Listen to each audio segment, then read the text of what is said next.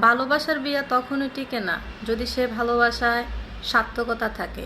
এক হাতে কখনো তালি বাজে না। ভালোবাসার বিয়ে তখনই টিকে যদি মেয়ে ও ছেলে দুজন দুজনের প্রতি ভালোবাসা ও আত্মবিশ্বাস থাকে।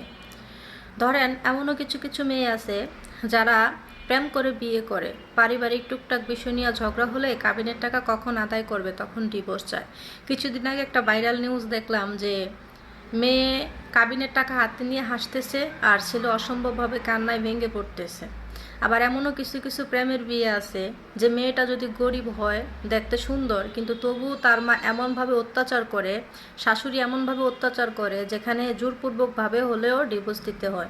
বা পরবর্তীতে সময় যদি সেই ছেলেটা আবার তাকে বিয়ে করে, না হয় বাড়িতে জায়গা থাকতে হয় শহরে শহরে, এবং কি মেয়ে ইনকাম করে খেতে হয়। সেখানে যদি মেয়েটা চলে যায় তখন মানুষ বলবে কি যে যদি চরিত্র ভালো হইতো তাহলে স্বামীর সংসার করতে পারতো। ডিভোর্সি মেয়ে কখনো ভালো হয় না, কারণ সেই পুরুষ ওই মেয়েটা যখন সুন্দরী ছিল বা স্মার্ট ছিল বা কম বয়সী ছিল, সে তার রূপ সৌন্দর্য দেখে জাস্ট তাকে শুধু ভোগ করার জন্য বিয়ে করেছে। যদি সে ভোগ করার জন্য নাই বিয়ে করতো তাহলে সে তার স্ত্রীকে অবশ্যই তার বাড়িতে রাখতো, তার বাবা মার সাথে প্রতিবাদ করতো, এবং কি ভিক্ষা করে হলো তার স্ত্রীকে খাওয়াতো। কারণ বাস্তব জীবন বড় কঠিন, কেউ ঠকে কেউ জিতে। আবার আমি এমনও নারী দেখেছি যারা সংসার জীবনে একটু অভাবটন পেলে স্বামী সংসার করবে না, খাবে না, বা শাশুড়ি ভালো হওয়ার পরও শ্বশুর শাশুড়িকে ভালো লাগে না, কিভাবে সংসার থেকে আলাদা হবে, কিভাবে ভিন্ন হবে, শুধু ওই চিন্তা ওই পেরেশানিতে থাকে। তবে একটা কথা কি, মানুষের জীবন কখনো সুন্দর হয় না, দুঃখ সুখ নিয়েই কিন্তু মানুষের জীবন।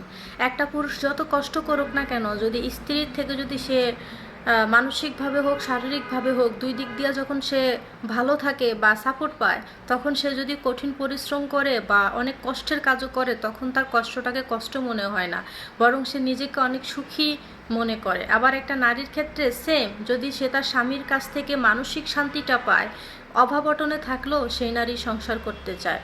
কারণ সব নারী বাবার বাড়ির দাপট দেখাইয়া সংসার ছাড়তে চায় না, বড়লোকি দেখাইয়া সংসার ছাড়তে চায় না। অসহায় ফ্যামিলির মেয়েগুলো প্রতিনিয়ত খোঁজ নিয়ে দেখেন যে শ্বশুর বাড়িতে খোটানাটি শোনে, টাকা দিল না বা দিছে, ওই পুতের বাড়ি থেকে এটা দিছে, এই পুতের বাড়ি থেকে এটা দিছে, অমুকের বউ এটা আনছে, হোমুকের বউ এটা আনছে। আরে আমি এমনও সংসার দেখেছি যে ছেলের বউকে আড়ায় পাড়ার মানুষ এসে বকাঝকা করে, বিভিন্ন ধরনের কথাবার্তা বলে। কেন বলবে? আমার ভাবিকে তো দেখিনি যে কোনো মানুষ এসে একটা কথা বলতে, কারণ আমার মা সেই সাহস আজ পর্যন্ত দেয়নি। তো শাশুড়িরা যদি অন্য মানুষদেরকে কথা বলার না সাহস দেয় তাহলে সেখানে কেউ বলতে পারবে না। ভুল ত্রুটি হলে শাশুড়ি বলবে। আমি যদি আমার বাবার বাড়িতে কাজ না পারি বা অন্য একটা মেয়ে যদি বাবার বাড়িতে কাজ না পারে, তার স্থান কিন্তু স্বামীর বাড়িতে ঠিকই হবে, কিন্তু শ্বশুর বাড়িতে যদি কাজ না পারা হয় তাহলে প্রতিনিয়ত খোটা দিবে যে তোমার বাবা মা তোমাকে কি শিখাইছে। আচ্ছা, শাশুড়ি যদি নিজের মাই হয় তাহলে কেন মাকে নিয়ে খোটা দেয় যে তোমার মা কি শিখাইছে?